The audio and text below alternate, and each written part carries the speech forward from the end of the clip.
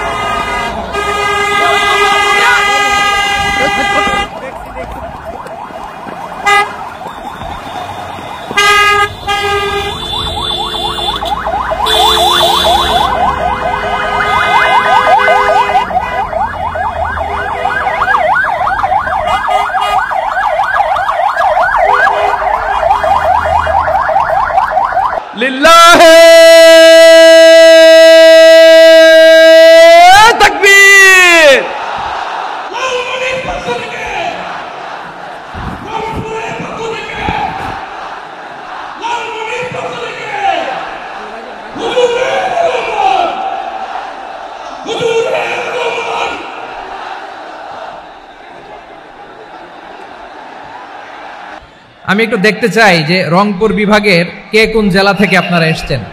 কুড়িগ্রাম থেকে কারা এসেছেন দেখি। কুড়িগ্রাম, মাশাআল্লাহ মাশাআল্লাহ। আচ্ছা, গাইবান্ধা জেলার কে আসছেন? গাইবান্ধা, মাশাআল্লাহ।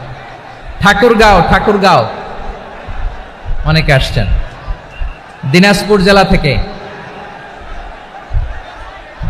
মাশাআল্লাহ। নীলফামারী, ঠিক আছে, ফি আমানিল্লাহ। পঞ্চগড় অনেক আসছে। রংপুর, রংপুর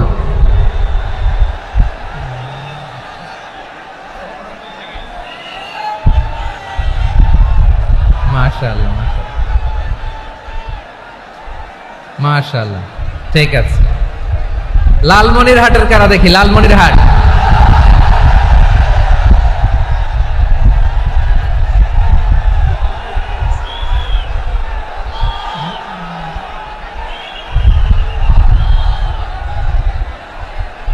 মাশাআল্লাহ মাশাআল্লাহ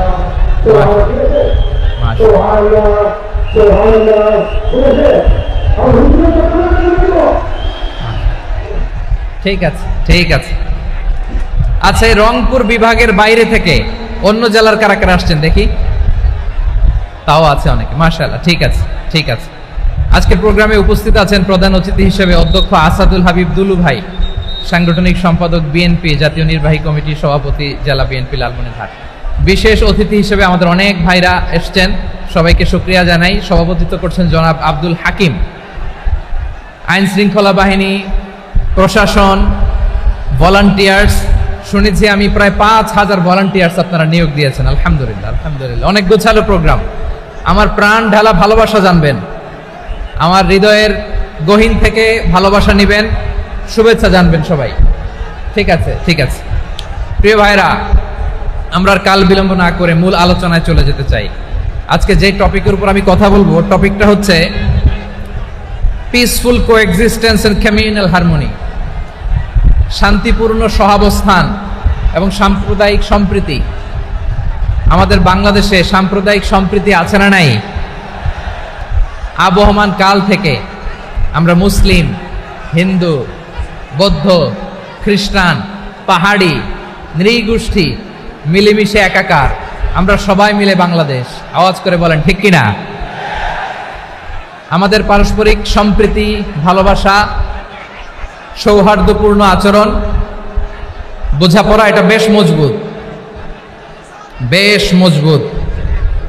তবে মাঝে মাঝে আমাদের এই সম্প্রীতির ভেতরে অনেকে ফাটল ধরাতে চায়।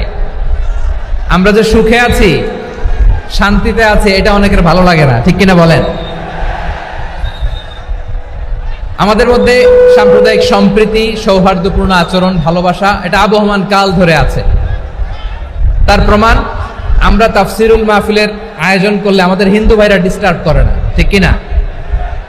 এবং আমি যদি বলি হাত তোলেন, হিন্দু ধর্মের কারা কারা এসেছেন, কত শত কত হাজার যে হাত উঠবে, আপনি অবাক হয়ে যাবেন। আমি চাচ্ছি না হাত উঠাতে। খুলনাতে সর্বশেষ যে আমি প্রোগ্রাম করে গেলাম, সেখানে কয়েকশ হিন্দু ভাই আসছে আমাদের আলোচনা শুনতে, আলহামদুলিল্লাহ। অনেক বৌদ্ধরা আসে, অনেক খ্রিস্টানরা আসে। এবার সফরেও অনেক হিন্দু ভাইরা আমার সাথে দেখা করেছে, তারা বলেছে হুজুর আমরা আপনার আলোচনা শুনি, আলহামদুলিল্লাহ বলেন। So it's our responsibility to present our religion to our non-Muslim brothers and sisters. আমাদের অমুসলিম ভাই বোনদের কাছে ইসলামের সৌন্দর্য তুলে ধরা, এটা আমাদের দায়িত্ব। We all are the ambassador of Islam. আমরা প্রত্যেকে দায়িত্বশীল, আমরা প্রত্যেকে এক একজন ইসলামের অ্যাম্বাসেডর, আলহামদুলিল্লাহ বলেন। এজন্য এমন ভাবে দ্য বিউটি অফ ইসলাম, ইসলামের সৌন্দর্য আমাদেরকে ফুটিয়ে তুলতে হবে, যাতে করে নন মুসলিমরা শাহাদা পড়ে, কালিমা পড়ে মুসলমান হয়ে যায়। অনেক নন মুসলিম ভাই বোন আমাদের হাতে শাহাদা পড়ে, কালিমা পড়ে মুসলমান হয়েছে, অনেক। সো আমরা যেন ইসলামের বিউটিটাকে তুলে ধরতে পারি, এবং এই যে সম্প্রীতি, এটাকে যেন আমরা অটুট রাখতে পারি। আদতে আদতে বাংলাদেশের ইতিহাস বলে আমাদের দেশে কোনো দাঙ্গা নাই, আছে? লালমনিরহাটের ভাইয়ের আওয়াজ করে বলেন, আমাদের দেশে হিন্দু মুসলিম দাঙ্গা আছে? আমরা ভাই ভাই, আওয়াজ করে বলুন তো, আমরা কি ভাই ভাই? কিন্তু কিছু দুষ্ট লোক আছে, তারা আমাদের সম্পর্কের মধ্যে ফাটল ধরাতে চায়, ঠিক কিনা বলেন? মাঝে মাঝে ঝগড়া লাগাতে চায়।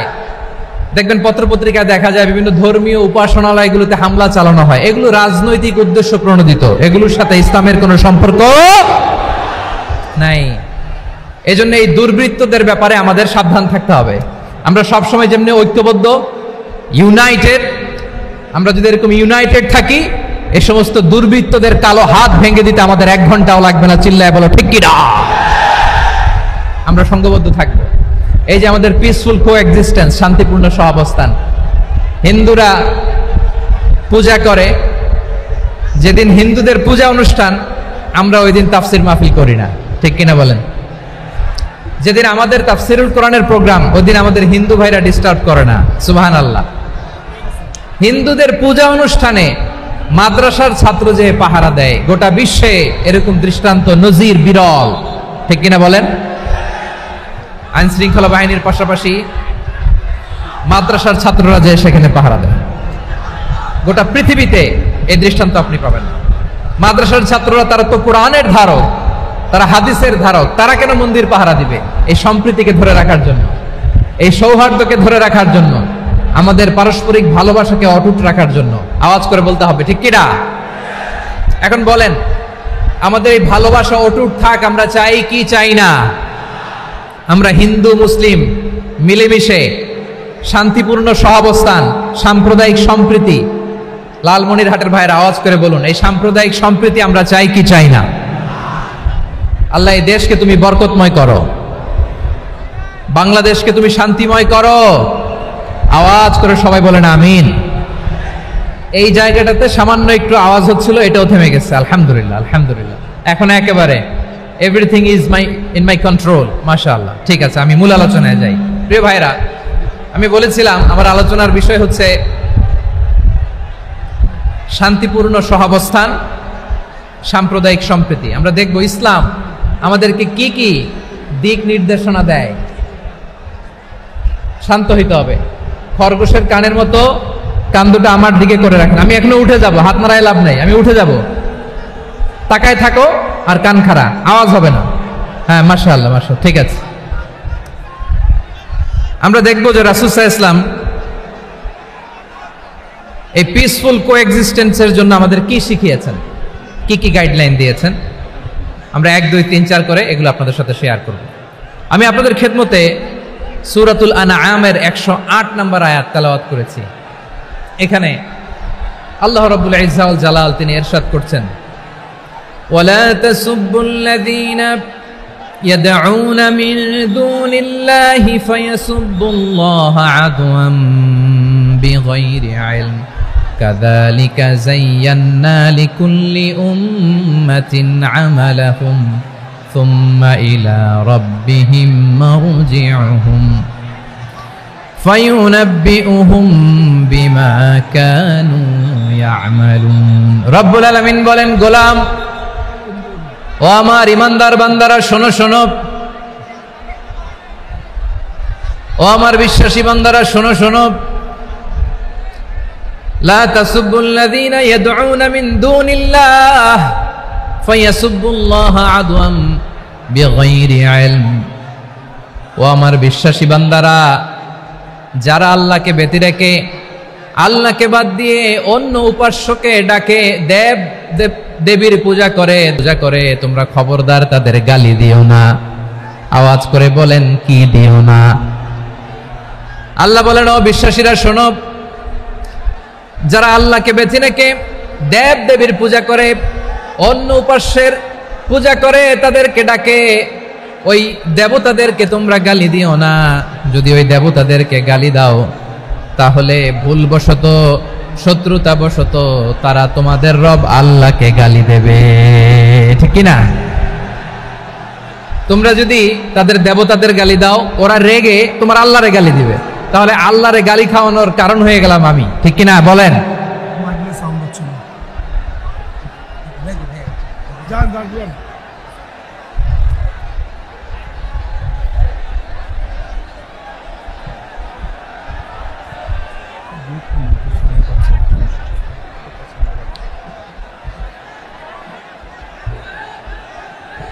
সম্মানিত ভাইয়েরা, এত বিশাল প্রোগ্রাম, মাইকের একটা সেটআপ থাকে, তারগুলো অনেক সময় নড়ে যায়, ধাক্কা ধাক্কিতে ডিসপ্লেস হয়, একটু ঝামেলা হবে।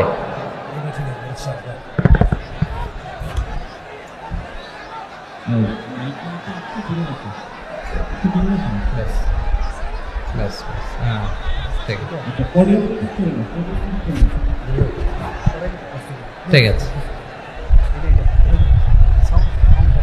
একটু একটু সমস্যা হবে মাঝে মাঝে। আপনারা শান্ত থাকলে, শান্ত থাকতে হবে। এইভাবে সাউন্ড নাই, এই নাই, এই বলতে বলতে আমার সময়ও নাই, উঠে যেতে হবে, এগুলো বোকামি।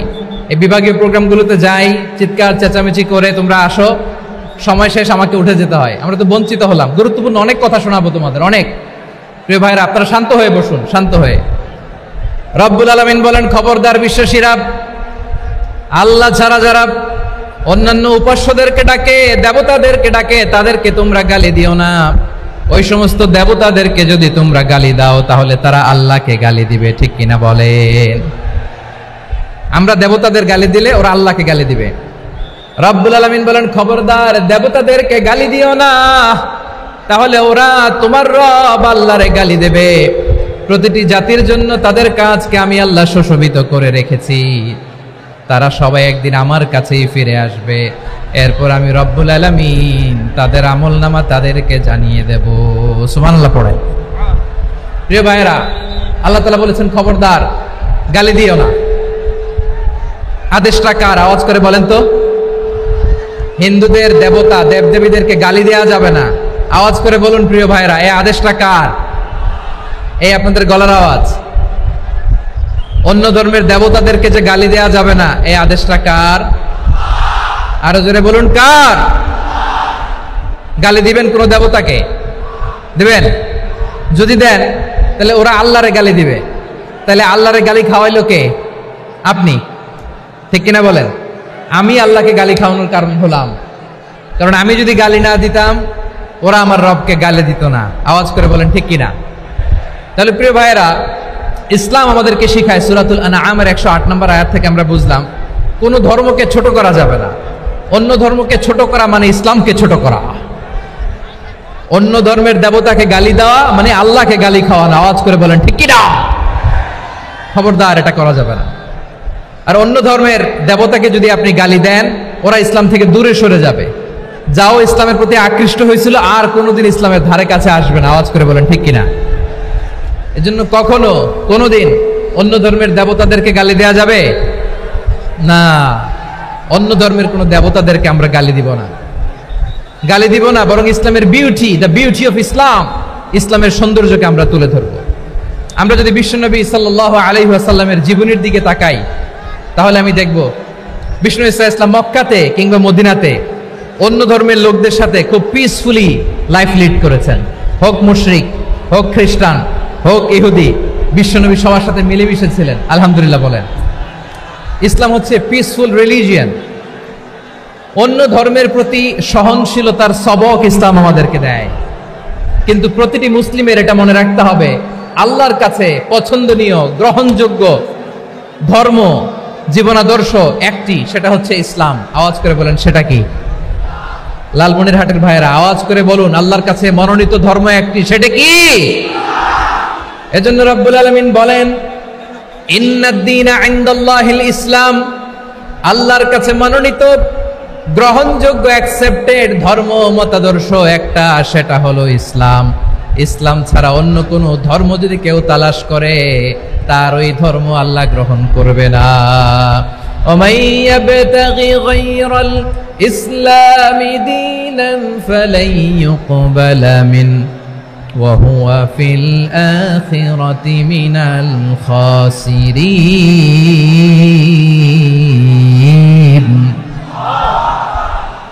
Whoever seek anything except Islam, that won't be accepted from him, and he will be loser in the day of judgment. কিয়ামতের দিন ইসলাম ছাড়া কেউ যদি অন্য কোনো ধর্ম তালাশ করেছে দুনিয়াতে, তার এই মতাদর্শ গ্রহণ করা হবে না। and he will be loser, সে হবে লুজার, ক্ষতিগ্রস্ত, হাই হাই কোম্পানির ম্যানেজার। ওর আমও শেষ, সালাও শেষ। আওয়াজ করে বলেন ঠিক কি না? এজন্য ইসলাম পেয়ে আমরা খুশি না বেজার? প্রত্যেক নামাজ শেষে আমরা আল্লাহরে বলি, আল্লাহ রাদিতু বিল্লাহি রাব্বা ওয়া বিল ইসলামি দীনা ওয়া বি মুহাম্মাদিন নাবিয়ান ওয়া রাসূলা। ও আল্লাহ, তোমারে রব হিসেবে পেয়ে আমরা খুশি। ও আল্লাহ, ইসলামকে ধর্ম হিসেবে পেয়ে আমরা খুশি। বিশ্বনবীকে আমাদের রাসূল পেয়ে আমরা খুশি। ঠিক কিনা বলে?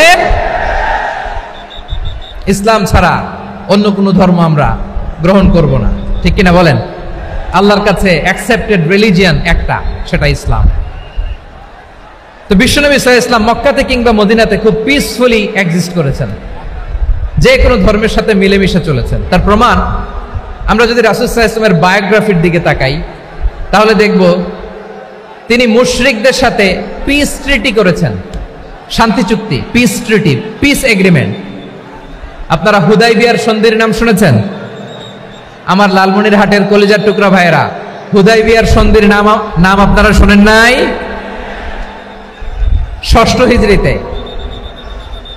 বিষ্ণু ঈসা ইসলাম মুশরিকদের সাথে এই ট্রিটি করেছেন, চুক্তি। কাদের সাথে? মুশরিকদের সাথে। আমরা তো মুসলমান বসতে পারি না, আমরা দুই মুসলিম ভাই একসাথে বসে চা খেতে পারি না, গল্প করতে পারি না। বিষ্ণু ঈসা ইসলাম মুশরিকদের সাথে ট্রিটি করেছেন, হুদাইবিয়ার সন্ধি।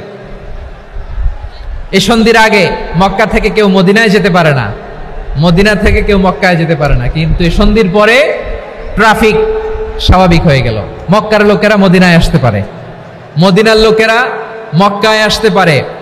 এটাকে বলে সুলহে Hudaibiya, the peace agreement of Hudaibiya, শান্তি চুক্তি। আমরা পৃথিবীতে এখন অনেক শান্তি চুক্তির নাম শুনি, এগুলো সব the piece treaty of Hudaibiya থেকে কপি করা। আল্লাহু আকবার। তাহলে বিশ্বনবী সাল্লাল্লাহু আলাইহি সাল্লাম তিনি যে শান্তিপূর্ণ সহাবস্থানে বিশ্বাসী ছিলেন, মুসলমানেরা যে অন্য ধর্মের প্রতি সহনশীল তার প্রমাণ হচ্ছে এই পিস ট্রিটি। শুধু তাই নয়, মাইকের সাউন্ডটা একটু বাড়ায় দিতে হবে, খুব দুর্বল, একটু মজবুত করতে হবে, আর একটু ক্লিন করতে হবে, আর সবগুলা জায়গায় সাউন্ড যাচ্ছে কিনা একটু ক্রস চেক করতে হবে। হ্যাঁ, পাবেন দিচ্ছে mic operator, he is trying his level best, দিচ্ছে। মাইক অপারেটর যিনি আছেন প্রতিটি জায়গায় প্রতিটি সাউন্ড বক্সে যেন আওয়াজ পাওয়া যায়, একটু ক্রস চেক করেন, সাউন্ডটাকে একটু স্ট্রং করে দেন। হ্যাঁ, ঠিক আছে, মাশাআল্লাহ। এদিকে তাকান, এদিকে। মক্কার পার্ট গেল, পিস এগ্রিমেন্ট করলেন, শান্তি চুক্তি। বিষ্ণু ঈসা ইসলাম মদিনায় যে কি করলেন? মদিনায় যে বিষ্ণু ঈসা ইসলাম মদিনা চার্টার করলেন, মদিনা সনদ, সাহিফাতুল মদিনা, এটার বলে মদিনা চার্টার। যে ওয়েস্টে, ইউরোপে, আমেরিকাতে তারা অনেক চার্টার করে, সব চার্টার মদিনা চার্টার থেকে কপি করা। আওয়াজ করে পড়েন সুবহানাল্লাহ। বিষ্ণু ঈসা ইসলাম মদিনায় গেলেন, মদিনাতে মুসলিম, মুশরিক, ইহুদি, এই তিন ধর্মের লোক মিলে সব স্টেক হোল্ডার যারা আছে সবাইকে নিয়ে বিষ্ণু ঈসা ইসলাম মদিনা চার্টার করলেন, মদিনা সনদ। পড়েন সুবহানাল্লাহ। শুধু তাই নয়, মক্কাতে বিশ্বনবী পিস এগ্রিমেন্ট করলেন, শান্তি চুক্তি মুশরিকদের সাথে। মদিনাতে যে বিশ্বনবী মদিনা চার্টার করলেন, মদিনা সনদ করলেন ইহুদিদের সাথে। আবার মদিনাতে বিশ্বনবী ইহুদিদের সাথে পিস ডায়ালগ করলেন, ইন্টারফেথ ডায়ালগ করলেন, আন্তধর্মীয় সংলাপ করলেন। যে সংলাপের মূল ভিত্তি ছিল তাওহীদ। মূল ভিত্তি ছিল কি? তাওহীদ।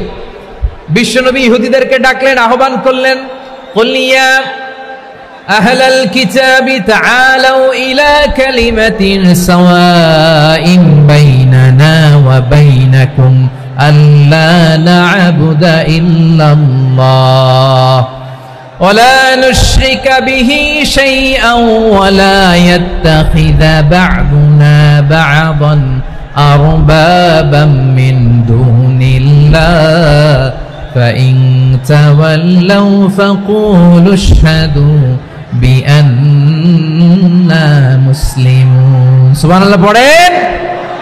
বিশ্বনবী মদিনার ইহুদিদের ডেকে বললেন, ও ইহুদিরা, শোনো শোনো, আসো এমন একটা আদর্শের প্রশ্নে আমরা একত্রিত হই যে আদর্শের প্রচার তোমাদের নবীরাও করেছে, আমিও করি। যে আদর্শের কথা তোমাদের পবিত্র ধর্মগ্রন্থগুলোতে আছে, আমার কোরআনেও আছে, সেটা হলো তাওহীদ। আমরা এক আল্লাহ ছাড়া কারো ইবাদত করব না, আল্লাহর সাথে কাউরে শরীক করব না, আল্লাহ ছাড়া কাউরে রব মানব না। পড়েন সুবহানাল্লাহ। তাহলে আমার প্রিয় লালমনিরহাটের ভাইরা, মদিনাতে যে তিনি মদিনা চার্টার করলেন, মদিনা সনদ, পিস ডায়ালগ করলেন, শান্তির সংলাপ, ইন্টারফেথ ডায়ালগ করলেন, আন্তধর্মীয় সংলাপ, যার ভিত্তি ছিল তাওহীদ। সুবহানাল্লাহ পড়েন।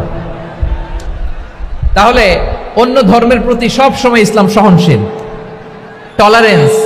যদি আপনি দেখতে চান ইসলামের নবী বিশ্ব নবীর দিকে তাকান, ঠিক কিনা বলেন? আমরা তো সংখ্যালঘুদের রাইটস প্রোটেক্ট করার জন্য কত আইন বানাই, কত বৈঠক করি, কত সংবাদ সম্মেলন করি। বিষ্ণু সাল্লাল্লাহু আলাইহি ওয়াসাল্লাম সংখ্যালঘুদের রাইটসের ব্যাপারে, অধিকারের ব্যাপারে যে কথা বলেছেন, শুনলে আপনি অবাক হয়ে যাবেন।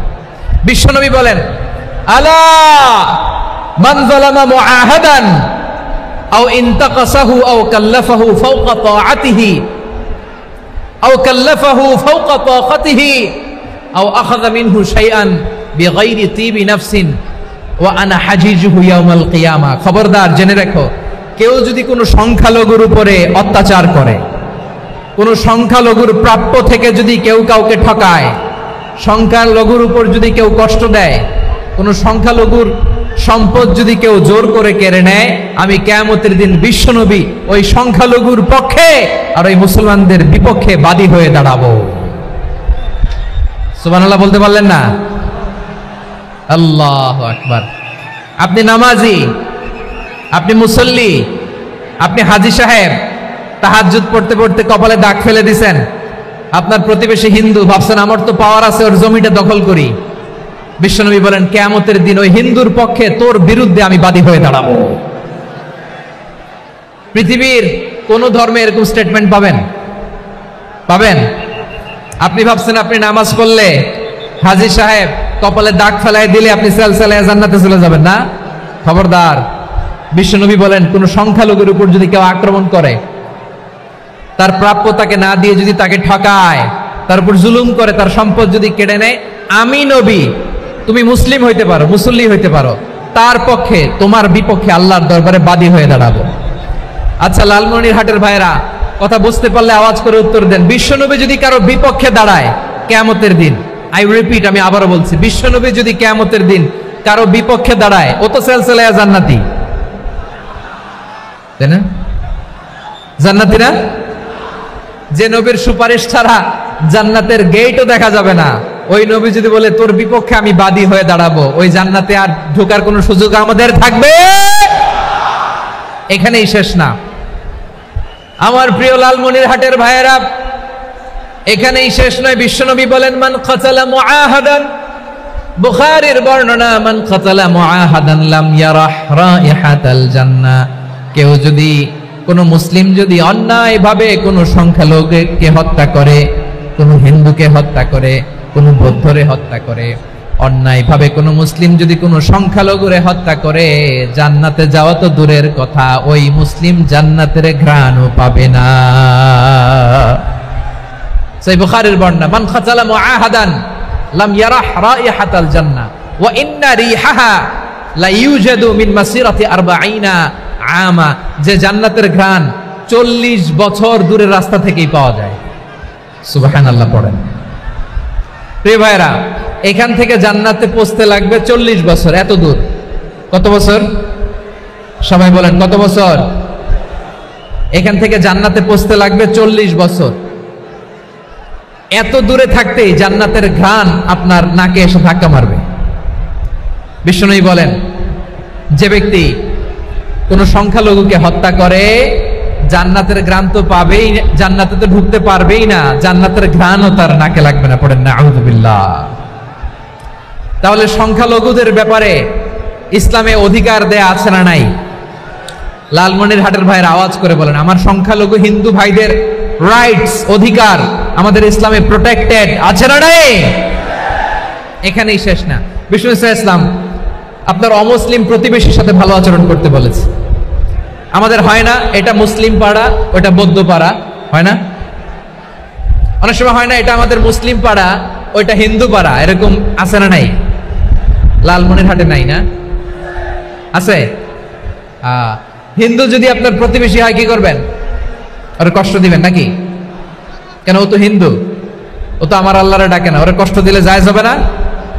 খবরদার। বিষ্ণু ইসলাম বলেন, মান কানা ইউমিনু বিল্লাহ ওয়াল ইয়াউমিল আখির ফালিউকরিম জারাহ। যে আল্লাহ বিশ্বাস করে আর আখিরাতে বিশ্বাস করে, সেজন্য প্রতিবেশীর সাথে ভালো আচরণ করে। সুবহানাল্লাহ। কলিজা জুড়ায় যায় না আমার নবীর কথাগুলো শুনলে? যে আল্লাহ বিশ্বাস করে, যে আখিরাতে বিশ্বাস করে, সেজন্য প্রতিবেশীর সাথে ভালো আচরণ করে। এখানে বলছে মুসলিম প্রতিবেশী, বলছে নামাজি প্রতিবেশী বলছে? আল্লাহওয়ালা প্রতিবেশী বলছে? না। প্রতিবেশী আস্তিক হোক নাস্তিক হোক, প্রতিবেশী মুমিন হোক মুশরিক হোক, প্রতিবেশী হইলেই তার সাথে ভালো আচরণের দরকার আছে না নাই? আমার প্রিয় লালমনিরহাটের ভাইয়েরা, বিষ্ণু ইসা ইসলাম ওনার ইহুদি প্রতিবেশীদের দেখাশোনা করতেন। আওয়াজ না শোনা যাক, আমারও তো দেখা যায়, আমারও তো দেখা যায়। তাকায় থাকেন, তাকায় থাকলে সওয়াব হবে। কোরআনের কথা যেখান থেকে হয় এদিকে তাকায় থাকলেই বরকত। তাকায় থাকেন। জি জি, মাইক, আমি তো আর মাইক ঠিক করতে আসি না এদিকে। এই মাইক ঠিক করব, ওই মাইক ঠিক করব, ওদিকে পাইলট বলবে হুজুর চলে আসেন। জি বসুন, বসুন, মাশাআল্লাহ। হ্যাঁ, খুব শান্ত, ঠিক আছে। পুলিশ ভাইরা না খেয়ে দিনরাত আপনারা যাতে সুশৃঙ্খল একটা প্রোগ্রাম উপহার পান এটাই চেষ্টা করতেছে, আপনাদেরকে কষ্ট দিতে আসে নাই। একটু একটু সহযোগিতা করেন। জি মাশাআল্লাহ, হ্যাঁ ঠিক আছে। আমার প্রিয় ভাইরা, প্রতিবেশী আস্তিক হোক নাস্তিক হোক,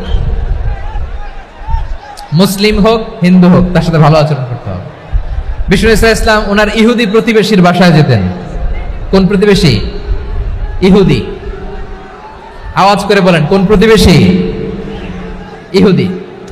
এক ইহুদি কিশোর বিষ্ণু ইসা ইসলামের খেদমত করতে, ইহুদি ছেলে আমার নবীর খেদমত করতো। তারা ছিল নবীর প্রতিবেশী। তো অনেক দিন হয় ইহুদি ছেলেটা আসে না। বিষ্ণুনবী খোঁজ দিলেন, ঘটনা কি? একটা ইহুদি ছেলে না আমার খেদমতে আসতো, ছেলেটা কই? খোঁজ নিয়ে জানলেন ছেলেটা অসুস্থ। বিষ্ণু ইসা ইসলাম ওই ইহুদির বাড়িতে চলে গেলেন ওই ছেলেটাকে দেখা করার জন্য, ভিজিট করার জন্য। সুবহানাল্লাহ পড়বেন না? গেলেন, যে দেখে ইহুদি ছেলেটা মুমূর্ষ, জান জান যায় যায় ভাব, বিছানায় পড়ে আছে, তার বাবা দাঁড়ানো। বিশ্বনবী তার মাথার পাশে বসলেন, মাথায় হাত বুলিয়ে দিলেন, আর ছেলেটাকে বললেন আসলিম, হে ইহুদি ছেলে আসলিম, ইসলাম ধর্ম গ্রহণ করো। তো ছোট্ট ছেলে ভাবে আমরা ইহুদি, এখন ইসলাম ধর্ম গ্রহণ করলে আব্বা যদি বকা দেয়। ফানাযারা ইলা ওয়াজহি আবি, ছেলেটা তার বাবার চেহারার দিকে তাকালো, দেখি আব্বা কি কয়। আব্বা যদি বলে তাইলে ইসলাম ধর্ম গ্রহণ করবে। ইহুদি ছেলেটা তার বাবার দিকে যখন তাকালো, ওর বাবা বলে আতি আবুল কাসিম, আবুল কাসিম যা বলে তাই করো। আবুল কাসিম হচ্ছে বিষ্ণু ইসা ইসলামের একটা কুনিয়াত, উপনাম। আমার রাসূলের বড় ছেলের নাম ছিল কাসেম। যেমন দেখবেন আমাদের এলাকায় কারো ছেলের বড় ছেলের নাম যদি হয় আব্দুল্লাহ, এরা আব্দুল্লাহর বাপ বলে ডাকে। কারো বড় মেয়ের নাম যদি হয় ফাতেমা, এরা কি ডাকে? ফাতেমার বাপ বলে না? তো বিষ্ণু ইসা ইসলামের বড় ছেলের নাম ছিল কাসেম। ইহুদি বাবা বলল আতি আবুল কাসেম, আবুল কাসেম যা বলে তাই শোনো, মানে মোহাম্মদ যা বলে তাই শোনো। এই কথা শুনে ছেলে সাহস পাইছে। ছেলে আবার পড়তে আরম্ভ করলো আশহাদু আল্লাহ ইলাহা ইল্লাল্লাহ ওয়া আশহাদু আন্না মুহাম্মাদার রাসূলুল্লাহ। পড়েন আল্লাহু আকবার। বিশ্বনবীর আহ্বান শুনে ওই আহ্বানে সাড়া দিয়ে ইহুদি ছেলে শাহাদা পড়ে মুসলমান হয়ে গেল। তার হৃদয়টারে ঈমানের নূর দিয়ে আলোকিত করে দিল কে? প্রিয় ভাইরা, এবার রাসূল সাল্লাল্লাহু আলাইহি ওয়াসাল্লাম বের হয়ে আসলেন ঘর থেকে, আর বললেন আলহামদুলিল্লাহিল্লাযী আনকাযাহু মিনান নার। প্রশংসা সে আল্লাহর, যে আল্লাহ জাহান্নামে চলে যাচ্ছিল প্রায় এমন একটা লোককে মুহূর্তের মধ্যে কালেমায়ে শাহাদাতের বদৌলতে জান্নাতি বানায় দিলেন। আওয়াজ করে পড়েন সুবহানাল্লাহ। এই হাদিস থেকে আমরা কি শিখলাম? What is the moral of the story? এক নম্বর স্টোরি হলো, প্রতিবেশী ইহুদি হোক হিন্দু হোক, যাবেন, সুসম্পর্ক রাখবেন, উপহার দিবেন, বিপদে পাশে দাঁড়াবেন। তাইলেই তো আপনাদের প্রতি, মুসলমানদের প্রতি তারা আকৃষ্ট হবে, ঠিক কিনা বলেন? আপনি যদি হিন্দুদের সাথে বৌদ্ধদের সাথে নাই মিশেন, নাস্তিকের কাছে নাই যান, তো ইসলামের সৌন্দর্যটা ওরা বুঝবে কেমনে? আমার অনেক হিন্দু পরিচিত ভাই আছে, ওরা আমাদের ইফতারির প্রোগ্রামে এসে একসাথে ইফতারি করে। অনেক মদখোর আমার সাথে বসে একসাথে ডিনার করে, হাফ প্যান্ট পরা, গলায় স্বর্ণের চেইন, হাতে স্বর্ণের ব্রেসলেট, আইসা আমার সাথে ডিনার করছে, আছে এরকম। গাঁজাখোর, আমি বলে আসো, welcome welcome to my dinner, আসো বসো। বসলেই তো আমি ওর ডিএনএ, চিন্তার ডিএনএ চেঞ্জ করে দেওয়ার সুযোগ পাবো। চিল্লায় বলো ঠিক কি না? আসতে হবে আমার কাছে। Our door is open, the door of Islam is open 24/7। সব সময় আমাদের ইসলামের দরজা আমার অমুসলিম ভাইদের জন্য খোলা আছে না নাই? এই হাদিস থেকে দুইটা শিক্ষা। এক নম্বর শিক্ষা, প্রতিবেশী মুসলিম হোক অমুসলিম হোক, যান, অসুস্থ হইলে একটু আপেল নিয়ে যান, আঙ্গুর নিয়ে যান, কমলা নিয়ে যান, তাদের সাথে ভালো আচরণ করেন। ইসলামের বিউটি দেখে, সৌন্দর্য দেখে অবাক হবে, নসিব ভালো হলে কোনোদিন কালিমা পড়ে মুসলমান হয়ে যাবে। ঠিক কিনা বলেন? তাহলে অমুসলিমের সাথে ভালো সম্পর্ক। বিশ্বনবী ইহুদির বাড়িতে গেলেন, ইহুদির বাড়ি, আর আমার মুসলমান ভাই আমার কাফের বলে, এরকম আছে না নাই? মুসলিমরা দেখতে পারে না, সহ্য করতে পারে। বিশ্বনবী সাল্লাল্লাহু আলাইহি ওয়াসাল্লাম ইহুদির বাড়িতে গেলেন, এটা একটা শিক্ষা। আরেকটা শিক্ষা হলো, ভাইরা ধাক্কা মেরে এসে সামনে এসে কি লাভ? প্রোগ্রাম তো শেষ হচ্ছে, এখনই শেষ হচ্ছে। তো এই যে আমাদের বকশি ভাই ওয়াদা নিল, হাত তোলালো, মিম বলে এত কথা বললো, তো আমি জেলায় জেলায় যে খালি হাত নাড়াই তোমাদের জন্য নাকি? হ্যাঁ, হাত নাড়াই শুধু। এই ধাক্কাইতে ধাক্কাইতে এদিকে এসে হাত নাড়াইতেছে, হয়েছে তো, দেখলাম তো, ঠিক আছে, মাশাআল্লাহ, অনেক সুশৃঙ্খল, অন্যান্য যে কোনো জেলার জন্য সুশৃঙ্খল। আমার দিকে তাকাও, আমার দিকে তাকাও, ঠিক আছে। এই যে দাঁড়িয়ে আছে, একটা ছেলে নড়ে না, দেখছেন? মাশাআল্লাহ, মাশাআল্লাহ, মাশাআল্লাহ। হ্যাঁ, এইভাবেই। আর কয়েকটা মজাদার কথা আছে, শোনো। এই হাদিস থেকে আমাদের শিক্ষা হলো, আমার প্রতিবেশী যেই ধর্মের হোক আমি সম্পর্ক রাখবো। অসুস্থ হলে যাব, কি বলেন ভাইরা? যাবেন না? যাবেন না আপনারা? আচ্ছা, 2 নম্বর শিক্ষা হলো, বিষ্ণু ইসলামের খাদেম ছিল ইহুদি, এতদিন খেদমত করলো, একদিনও বিশ্বনবী ওরা কালিমার দাওয়াত দেয় নাই। কারণ কি? বিশ্বনবী একটা ভালো সময়ের অপেক্ষা করতেছিলেন, প্রপার টাইমিং। দাঈর কাজ হচ্ছে দাঈ ইলাল্লাহ, সে হচ্ছে সুযোগ সন্ধানী। দাঈ সুযোগ খোঁজে, কখন দাওয়া দিলে ব্যাটে বলে হবে, ঝোপ বোঝে কোপ মারে, ঠিক কিনা বলেন? বিষ্ণু ইসলাম ভালো সময়ের অপেক্ষা করতেছিলেন, দেখি ভালো সময় আসুক আসুক আসুক আসুক। আস্তে আস্তে এমন সময় আসছে, ছেলে এবার মুমূর্ষ। অসুস্থ ব্যক্তির হৃদয় অত্যন্ত নরম থাকে। হসপিটালে যখন কেউ যায় তার হৃদয়টা বড্ড নরম থাকে, মৃত্যুর ভয়ে তার অন্তরটা নরম থাকে, ঠিক কিনা বলেন? এই প্রপার টাইমিং এর অপেক্ষা করতেছিলেন। যখনই টাইমিং পেয়েছেন, দাওয়াত দিলেন, পড়ো লা ইলাহা ইল্লাল্লাহ, সুবহানাল্লাহ পড়েন সবাই। তাহলে ইসলাম অমুসলিম প্রতিবেশীর সাথে ভালো আচরণ করতে বলে। ইসলাম অমুসলিম মাতা পিতার সাথেও ভালো আচরণ করতে বলে। মাতা পিতা যদি অমুসলিম হয়, তারা ফেলে দিতে পারবেন? পারবেন? আমার লালমনিরহাটের ভাইরা, অনেক হিন্দু ছেলে আমাদের হাতে শাহাদা পড়ে মুসলিম হয়, কিন্তু ওর মা মুসলমান হয় নাই, বাবাও হয় নাই, এরকম আছে না নাই? তো ও হয়েছে মুসলিম, মা বাপ হিন্দু, এখন মা বাপ কি বাদ? হ্যাঁ, মা বাপ বাদ দেয়া যাবে? যেই মা আপনার 9 মাস 8 মাস পেটে ধারণ করলো, আপনার মায়ের নার ছেঁড়া ধন, আপনি ওই মারে বাদ দিতে পারবেন? যে মায়ের বুকের তাজা দুধ খেয়ে আপনি আজকে বাড়ন্ত তাজা তরতাজা, ওই মারে বাদ দেয়া যাবে? মায়ের এক ধারে দুধের দাম, কাটিয়া গায়ের চাম, পাপোশ বানাইলে ঋণের শোধ হবে না, এমন দরদি ভাবে কেউ হবে না আমার মাহা গো। মায়ের এক ধারে দুধের দাম, কাটিয়া গায়ের চাম, পাপোশ বানাইলে ঋণের শোধ হবে না, এমন দরদি ভাবে কেউ হবে না আমার মাহা গো, ঠিক কিনা? মাকে তো বাদ দেয়া যায় না।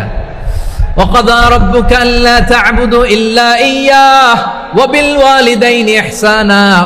আল্লাহ বলে, অবধারিত 2টা ভার্ডিক্ট তোমাদের জন্য, এক আল্লাহর ইবাদত করবা আর মা বাবার প্রতি ইহসান করবা। আদেশটা কার? মা বাবার প্রতি ইহসান করতে হবে। আমার মা হিন্দু হোক, ভালো আচরণ করতে হবে, বৌদ্ধ হোক, ভালো আচরণ করতে হবে। আমার যে সমস্ত হিন্দু ভাইয়েরা মুসলিম হয়েছে, তোমাদের মা বাবা এখনো মুসলমান হয় নাই, তাদের সাথে ভালো আচরণ করতে হবে। আপনাদের খেদমত নিজে করতে হবে, অথবা খেদমতের ব্যবস্থা করাই দিতে হবে। মান্থলি যে খরচ লাগে এটা দিতে হবে। আরে তুমি এখন মুসলিম, তোমার মা বাবা হিন্দু, এখনই তো সুযোগ ইসলামের সৌন্দর্য দেখানো। এখন মা বাবা যদি দেখে, আরে এটা হিন্দু থাকতে তো বদমাইশ ছিল, বেয়াদব ছিল, কি এমন ধর্ম সে গ্রহণ করলো যেটা গ্রহণের সাথে সাথে সে পাল্টে গেল? কি এমন ধর্ম সে গ্রহণ করেছে যেটা তার জীবনকে আলোকিত করে দিয়েছে? নসিব ভালো হইলে তারাও কালিমা পড়ে মুসলমান হয়ে যাবে। বিষ্ণু ইসলামের স্ত্রীর নাম ছিল আয়েশা রাদিয়াল্লাহু তাআলা আনহা, আবু বকর রাদিয়াল্লাহু তাআলা আনহুর মেয়ে। আবু বকর রাদিয়াল্লাহু তাআলা আনহুর আরেক মেয়ের নাম হচ্ছে আসমা। কি নাম? দুজনই আবু বকর রাদিয়াল্লাহু তাআলা আনহুর মেয়ে, আসমা আর আয়েশা। নাম দুটো কেমন লাগে? আসমা নামটা কেমন লাগে? আয়েশা নামটা কেমন লাগে? সবার ভালো লাগে নাই? নাম দুটো আপনাদের ভালো লাগে? লালমনিরহাটে অনাগত যদি কন্যা সন্তান হয়, যদি মনে চায় আসমা রেখে দিতে পারবেন, যদি মনে চায় আয়েশা রেখে দিয়েন। দেশে বিদেশে এয়ারপোর্টে রাস্তাঘাটে শুধু বলে হুজুর একটা নাম দেন, আমার ছেলের একটা নাম দেন, মেয়ের একটা নাম দেন। তো আমার মনে আছে যশোরের আদ্দিনের মাহফিলে আমি একটা দুইটা নাম দিয়েছিলাম। আজকে লালমনিরহাটের এই প্রোগ্রামে কন্যা সন্তান যদি হয় দুটা নাম দিলাম, আসমা কিংবা আয়েশা। ইনশাআল্লাহ পড়েন। দুজন বোন, এক মায়ের না, বাবা এক মা দুইজন। আয়েশা রাদিয়াল্লাহু তাআলা আনহার মায়ের নাম উম্মে রুমান, আর আসমা রাদিয়াল্লাহু তাআলা আনহার মায়ের নাম কুতাইলা বিনতে আব্দুল উজ্জা। আবু বকর রাদিয়াল্লাহু তাআলা আনহু 4টা বিয়ে করেছিলেন। তো একই ঘটনা ঘটেছে এই ফ্যামিলিতে। আসমা ইসলাম ধর্ম গ্রহণ করে মুসলিমা, কিন্তু তার মা কুতাইলা মুশরিকা। আই রিপিট, বোঝার জন্য আমি আবারও বলি, আসমা রাদিয়াল্লাহু তাআলা আনহা মুসলিমা, আর আসমার মা কুতাইলা, আওয়াজ করে বুঝে থাকলে বলেন, আসমার মা মুশরিকা। তার মানে মেয়ে মুসলিম, মা অমুসলিম। ভেজাল আছে না নাই? কিন্তু কুতাইলা আর ধৈর্য ধারণ করতে পারে না। নার ছেড়া ধন, কলিজার টুকরা ধন, কলিজার টুকরা সন্তান আসমারে দেখতে বড্ড মন চায়। সাইয়েদনা আসমা রাদিয়াল্লাহু তাআলা আনহা মক্কা থেকে হিজরত করে মদিনায় চলে গেলেন হুদাইবিয়ার পর। যখন মক্কা মদিনার ট্রাফিক স্বাভাবিক হলো, মক্কার লোক মদিনায় যায়, মদিনার লোক মক্কায় আসে। কুতাইলা কলিজার টুকরা সন্তান আসমারে দেখার জন্য কিছু উপহার নিয়ে বিশাল মরুপথ পাড়ি দিয়ে মক্কা থেকে মদিনায় যায়। সুবহানাল্লাহ বলেন। এখন মা আসছে মেয়ের সাথে দেখা করতে, মেয়ে তো আর দেখা দেয় না। মেয়ে ভাবছে আমার মা তো মুশরিকা, অপবিত্রা, তার সাথে কি দেখা দেয়া যাবে? বিশ্বনবীর দরবারে চলে গেলেন। সুবহানাল্লাহ বলেন। কি সৌভাগ্যবান ছিল তারা, মাসলা জানার দরকার হলেই নবীর দরবারে চলে যেত। ঘরে বউয়ের সাথে ঝগড়া হলে নবীর দরবারে চলে যেত। অনেক সাহাবী বলে আমার পেটে ক্ষুধা লাগলো আমি নবীর কাছে চলে যেতাম, কারণ নবীর চেহারার দিকে তাকালেই আমার পেটের ক্ষুধা মিটে যেত। সাইয়েদনা আসমা রাদিয়াল্লাহু তাআলা আনহা বিশ্বনবীর কাছে চলে গেলেন, যে বললেন ইয়া রাসূলুল্লাহ ইয়া হাবিবাল্লাহ ইন্না উম্মি কাদিমাতুন ইলাইয়া ওয়া হিয়া রাগিবা। আমার মা মক্কা থেকে অনেক দূর মরুর পথ পাড়ি দিয়ে উপহার সামগ্রী নিয়ে মদিনায় আমার সাথে দেখা করতে এসেছে গো নবী। আমার জানতে বড্ড ইচ্ছে হয় আমি আমার মুশরিকা মাখা করতে পারবো কিনা। আফা আসিলুহা, আগে যেমনি আমি আমার মায়ের সাথে ভালো আচরণ করতাম, যেমনি আমি আমার মায়ের সাথে সদাচরণ করতাম গো নবী, এখন আমি মুসলিমা মা মুশরিকা, এখনো কি আগের মতো সদাচরণ করতে পারবো নাকি? বিশ্বনবী বললেন নাম সিলিহা, হ্যাঁ রে আসমা, অবশ্যই অবশ্যই, আগে ঠিক যেমন তুমি তোমার মায়ের সাথে ভালো আচরণ করতে, এখনো তেমনি আগের মতো ভালো আচরণ করবা। আওয়াজ করে পড়েন সুবহানাল্লাহ। কি ইসলাম আমরা পেয়েছি! কত ব্রড মাইন্ডেড আমাদের ইসলাম, কত ওপেন মাইন্ডেড ইসলাম, কত ওপেন আপ করতে পারে, চিন্তা করতে পারেন। বিষ্ণু বললেন হ্যাঁ অবশ্যই, নাম সুলিহা, আগে যেমনি ভালো আচরণ করছো আসমা, এখন ওইরকমই করো, পারলে আরো বাড়াই করো। সুবহানাল্লাহ বলেন। তাহলে আমার যে হিন্দু ভাইয়েরা, হিন্দু বোনেরা ইমানের বদৌলতে দৌলতে আপনি ধন্য হয়েছেন, আপনার আম্মা আব্বা এখনো মুসলমান হয় নাই, তাদের জন্য দোয়া করেন, তাদের জন্য দোয়া করেন, আল্লাহ যেন তাদেরকেও ইমানের দৌলত দান করে। আমরা সবাই পড়ি আমিন, আরো জোরে পড়েন আমিন। এখন বলেন ইসলাম কি ন্যারো মাইন্ডেড রিলিজিয়ান না ব্রড মাইন্ডেড? লালমনিরহাটের যুবক ভাইরা আওয়াজ করো, ইসলাম কি ন্যারো মাইন্ডেড না ব্রড মাইন্ডেড? কতটা ব্রড মাইন্ডেড দেখেন। বিশ্বনবী সাল্লাল্লাহু আলাইহি সাল্লাম অমুসলিমরা যদি নবীকে উপহার দিত, ওই উপহারও বিশ্বনবী গ্রহণ করতেন। সুবহানাল্লাহ পড়েন। আপনার অমুসলিম বন্ধু যদি উপহার দেয় সেটাও আপনি নিতে পারবেন, যেটা নেওয়া জায়েজ। কিন্তু আপনার বন্ধু যদি আপনার মদের বোতল দেয়, নিতে পারবেন? হ্যাঁ, মদের বোতল দিলে পারবেন না। আপনার বন্ধু যদি আপনার পর্ক দেয়, পর্ক, শুকরের গোশত মিশ্রিত কোনো খাবার, ওটা নিতে পারবেন না। হালাল যে কোনো জিনিস নিতে পারবেন। বিশ্বনবী সাল্লাল্লাহু আলাইহি ওয়াসাল্লাম অমুসলিমদের দেয়া হাদিয়া গ্রহণ করতেন। কেমন নবী ছিলেন? আমার নবীরে চিনে নেন, আমার নবীর অ্যাটিটিউড জেনে নেন। বিশ্বনবী সাল্লাল্লাহু আলাইহি ওয়াসাল্লাম যখন কোনো জনপদে যেতেন, 3টা অপশন নিয়ে যেতেন। প্রিয় ভাইয়ের, আওয়াজ করে বলতে হবে, কোন জনপদে গেলে আমার নবীর অপশন থাকতো কয়টা? আমার মতো 3 আঙ্গুল উঁচু করে দেখান আর বলুন, আমার নবী কোন জনপদে গেলে কয়টা অপশন নিয়ে যেতেন? 1 নাম্বার অপশন আসলিম তাসলাম। নতুন এলাকায় গেলে বলতেন আসলিম তাসলাম, ইসলাম ধর্ম গ্রহণ করো, শান্তিতে থাকবা, আমার ভাই হয়ে যাবে, আমরা ভাই ভাই। ইসলাম মানো, আমরা ভাই ভাই। অপশন নাম্বার কত? 1। যদি বলে না ইসলাম মানবো না, ওকে, অপশন নাম্বার 2, মুসলিম হওয়ার দরকার নাই, লা ইকরাহা ফিদ্দিন, ইসলামে কোনো বাড়াবাড়ি নাই। খ্রিস্টান আছো থাকো, বৌদ্ধ আছো থাকো, ইহুদি থাকতে চাও থাকো, কিন্তু আমরা যেহেতু রিজিওনাল সুপার পাওয়ার, আমাদের আন্ডারে থাকো, ট্যাক্স দিয়া থাকো, এটার বলে জিজিয়া। আলেম যারা আছেন বুঝবেন, এটার আরবিতে কি বলে? জিজিয়া। You pay us the tax, we will give you the security. তোমরা ট্যাক্স দিবা, আমরা সিকিউরিটি দিব, আমাদের আওতায় থাকবা, কেউ তোমাদেরকে আক্রমণ করতে পারবে না, আমরা নিরাপত্তা দিব। সুবহানাল্লাহ বলেন। এটা অপশন নাম্বার কত? আচ্ছা, বুঝে থাকলে বলেন, 1 নাম্বার অপশন কি ছিল? ইসলাম। ইসলাম মানো, শান্তিতে থাকবা, ভাই ভাই, আমরা ভাই ভাই। অপশন নাম্বার 2, ট্যাক্স দাও, আমরা নিরাপত্তা দিব, মুসলিম হওয়া লাগবে না। এখন 1 নাম্বারও মানে না, 2 নাম্বারও মানে না, মুসলিম হবো না, ভালো, খ্রিস্টান থাকো, ট্যাক্স দাও, আমরা সিকিউরিটি দিব না, এটাও মানি না। বিষ্ণু বলেন, তাহলে তলোয়ার আমাদের আর তোমাদের মাঝে ফয়সালা করবে। মুসলিমও হবে না, ট্যাক্স দিবা, নিরাপত্তা দিব, আমরা সুপার পাওয়ার, আমাদের আন্ডারে থাকবে, এটাও না। তাহলে তোমাদেরকে তো আমরা বিশ্বাস করতে পারি না, কখন না কখন বিশ্বাসঘাতকতা করো, কার সাথে মিলে হাত মিলাও, তলোয়ার আমাদের মাঝে ফয়সালা করবে। তখন তিনি জেহাদের সশস্ত্র সংগ্রামের ঘোষণা দিতেন। সুবহানাল্লাহ পড়েন। দেখেন, পশ্চিমারা জেহাদকে এইভাবে চিত্রায়িত করে না। ওরা জেহাদ বলতে বোঝায় তলোয়ার, হাত কাটো, গলা কাটো, না, জেহাদ সশস্ত্র সংগ্রাম 3 নম্বরে।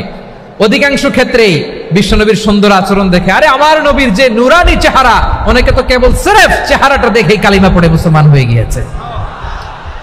যারা মুসলিম হয় নাই, তারা তাদের ইসলামেই বলবৎ ছিল, ট্যাক্স দিয়ে ইসলামের আন্ডারে ছিল।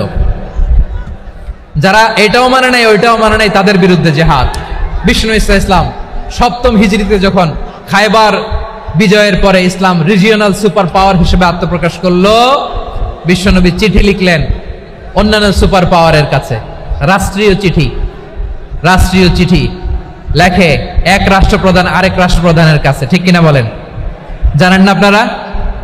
এই যে 24-এর ছাত্র নাগরিক অভ্যুত্থানে, এই অভ্যুত্থান যখন শুরু হয়, আমি তখন সাউথ আফ্রিকাতে, একটা স্ট্যাটাস দিয়েছিলাম, কোটা নয়, গোটা দেশ সংস্কার করা লাগবে। শুধু বাংলাদেশ নয়, সারা বিশ্বের বাংলা ভাষাভাষী লোকেরা এই আন্দোলনের সাথে সমর্থন তারা করেছে, এটাকে সাপোর্ট করেছে, তারা সমর্থন দিয়েছে। আমাদের ইউনাইটেড আরব আমিরাতের বাংলাদেশি ভাইয়েরা, তারা সেখানে রাস্তায় নেমে এসেছিল, জানেন? ওইখানে ডেমনস্ট্রেশন করা যায় না, সেখানকার সরকার তাদেরকে যাবজ্জীবন দিয়েছিল। তখন আমাদের এই যে প্রধান উপদেষ্টা ডক্টর মোহাম্মদ ইউনূস সরাসরি G2G বলে, এটারে G2G, government to government, G2G, উনি চিঠি লিখলেন যে তাদেরকে, ইউর হাইনেস, হে সম্মানিত আমির, আপনি আমার এই চিঠির কারণে আমার সম্মানে এই 53 জন বাংলাদেশিকে মাফ করে দেন। এই চিঠির বদৌলতে বেকসুর খালাস পেয়ে গিয়েছিল আমাদের ভাইরা। জানেন না এই ঘটনা আপনারা? তাহলে গভর্নমেন্ট টু গভর্নমেন্ট চিঠি দেওয়া হয়। 7ম হিজরিতে বিষ্ণু ইসলাম সব সুপার পাওয়ারের কাছে চিঠি দিলেন, রোমান সম্রাটের কাছে, পারস্য অধিপতির কাছে, মিশরের অধিপতির কাছে, সবার কাছে চিঠি লিখলেন। চিঠির ভাষা ছিল এরকম, মিন মুহাম্মাদিন রাসূলিল্লাহ ইলা মুকাওকিস আযীমিল কিবত, মুহাম্মদ রাসূলুল্লাহর পক্ষ থেকে মিশরের বাদশার কাছে, আসলিম তাসলাম, ইসলাম মানো, শান্তিতে থাকবা, সালামুন আলা মান ইত্তাবা আল হুদা, শান্তি তার জন্য যে হেদায়েতের অনুসরণ করে। সুবহানাল্লাহ পড়েন। তো এই চিঠি অনেকে ভালোভাবে রিসিভ করেছে, অনেকে এই চিঠি পাওয়ার পরে নবীর কাছে আবার ইন রিটার্ন উপহার পাঠিয়েছে। কি পাঠিয়েছে? উপহার। মিশরের বাদশাহ মুকাউকেস তিনি বিশ্বনবীকে বিশাল এক উপহারের ডালি পাঠিয়েছেন। মিশরের বাদশাহ মুকাউকেস ছিলেন ধর্মে খ্রিস্টান। লালমনিরহাটের ভাইয়েরা আওয়াজ করে বলেন, মিশরের বাদশাহ ধর্মে কি ছিল? খ্রিস্টান। কি উপহার দিয়েছিল আমার নবীকে? শুনতে মনে চায়? আওয়াজ নাই লালমনিরহাটের গলায়, শুনতে মনে যায়? 1000 স্বর্ণ মুদ্রা, 1000 স্বর্ণ মুদ্রা। 2টা খ্রিস্টান দাসী, একজনের নাম মারিয়া বিনতে শামউন আল কিবতিয়া, আরেকজনের নাম সিরিন বিনতে শামউন আল কিবতিয়া। একজন খ্রিস্টান দাস 20 থান কাপড় জামা বানানোর জন্য, আমরা নবী যেন সেলাই করে জামা বানাতে পারে এজন্য 20 থান কাপড়, 20 থান ফাইন গার্মেন্ট। সুবহানাল্লাহ পড়বেন না? এরপরে একটা গাধা যেটার নাম ছিল উফাইর, আর একটা খচ্চর এটার নাম ছিল দুলদুল। খচ্চর চিনেন? গাধা আর ঘোড়ার ক্রসিং এ যে প্রাণীটা দুনিয়াতে আসে ওটার খচ্চর বলে। তো এই যে সুপার পাওয়ার খ্রিস্টান বাদশার কাছে নবী চিঠি লিখলেন, ওই খ্রিস্টান বাদশা আমার নবীকে উপহার দিল। বিশ্বনবী এই উপহারগুলো সানন্দে গ্রহণ করেছেন। সুবহানাল্লাহ পড়বেন না? তাহলে অমুসলিম কেউ যদি আপনাকে উপহার দেয়, হালাল উপহার হলে আপনি গ্রহণ করতে পারবেন। অনুরূপভাবে পারস্যের বাদশা রোম সম্রাট বিশ্বনবীকে উপহার পাঠিয়েছেন, আমার নবী সবগুলো উপহার গিফট গ্রহণ করেছেন। সুবহানাল্লাহ বলেন। তাহলে প্রিয় লালমনিরহাট আওয়াজ করে বলুন, ইসলাম কি ন্যারো মাইন্ডেড রিলিজিয়ন না ব্রড মাইন্ডেড?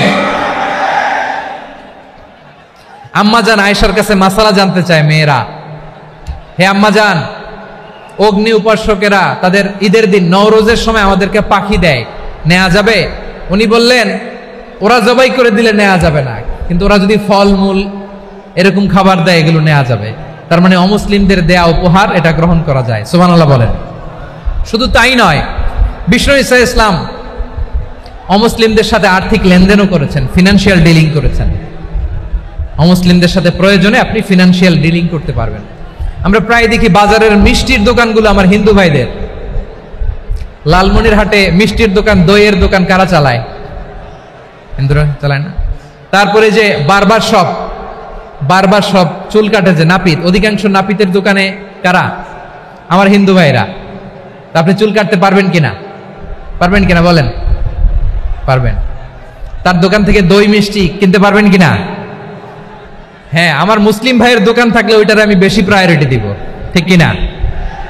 কিন্তু যদি তাদের সার্ভিস নিতে চান, প্রোডাক্ট নিতে চান, পারবেন। তার দলিল সহিহ বুখারী, আম্মা জান আয়েশা রাদিয়াল্লাহু তাআলা আনহা বলেন, ইশতারা রাসূলুল্লাহ সাল্লাল্লাহু আলাইহি ওয়াসাল্লাম মিন ইয়াহুদিয়িন তুআমান ওয়া রাহানাহু দিরআহু মিন হাদিদ। রাসূল সাল্লাল্লাহু আলাইহি ওয়াসাল্লাম এক ইহুদির কাছ থেকে, কার কাছ থেকে? সবাই বলে নাই কার কাছ থেকে? আমার নবী, পেয়ারা নবী এক ইহুদির কাছ থেকে জব কিনেছিল। জব, বার্লি, যেটা দিয়ে রুটি বানায়। ওই জবের দাম দেওয়া টাকা পয়সা নবীর কাছে ছিল না, ফলে নবী ওনার একটা পোশাককে মর্গেজ রেখেছিলেন, মর্গেজ, বন্ধক, যে এখন এটার দাম দিতে পারবো না, কয়েক কেজি বার্লি নিয়ে যাই আর বন্ধক হিসেবে আমার জামাটা রেখে গেলাম, যেদিন দাম দিব ওই দিন জামাটা ছুটায় নিয়ে যাব। সুবহানাল্লাহ পড়বেন না? বাকিতে নিছিলেন, বাকিতে। দিরআহু মিন হাদিদ, লোহার তৈরি বর্ম, মানে যুদ্ধের পোশাক, লোহা দিয়ে বানানো। বিশ্বনবী বললেন, কয়েক কেজি জব দাও, টাকাটা পরে দিব, এখন টাকা নাই, বন্ধক হিসেবে, মর্গেজ হিসেবে আমার জামা রেখে গেলাম, যখন টাকা দিব জামা ছুটায় নিব। আওয়াজ করে বলতে হবে সুবহানাল্লাহ। এ থেকে বোঝা গেল অমুসলিমদের সাথে ফিনান্সিয়াল ডিলিং করা যায়, অর্থনৈতিক লেনদেন করা যায়, কেনাবেচা করা যায়, প্রোডাক্ট কেনা যায়। এমনকি আমাদের মসজিদে নববীতে বারান্দায় আপনারা একটা অটোমেটিক ফ্লাইং আমব্রেলা দেখছেন?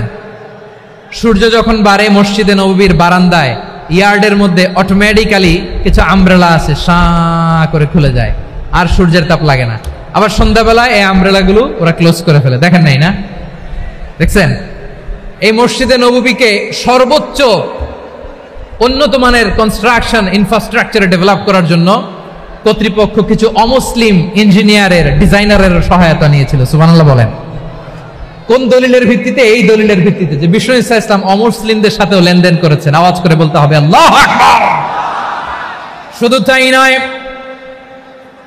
ইন কেস অফ ইমার্জেন্সি, প্রয়োজনে ইসলামের খাতিরে ইসলামকে সামনের দিকে এগিয়ে নিয়ে যাওয়ার জন্য অমুসলিমদের সাপোর্ট নেওয়া জায়েজ আছে।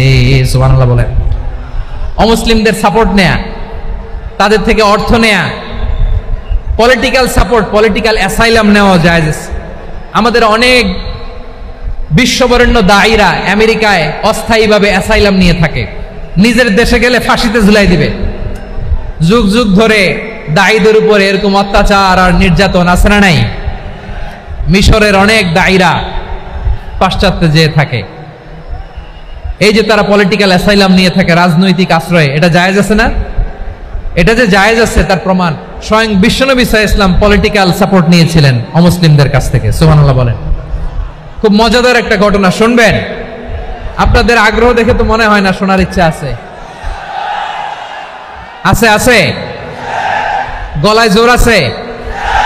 লিল্লাহি তাকবীর, লিল্লাহি তাকবীর, নারে তাকবীর। মাশাআল্লাহ।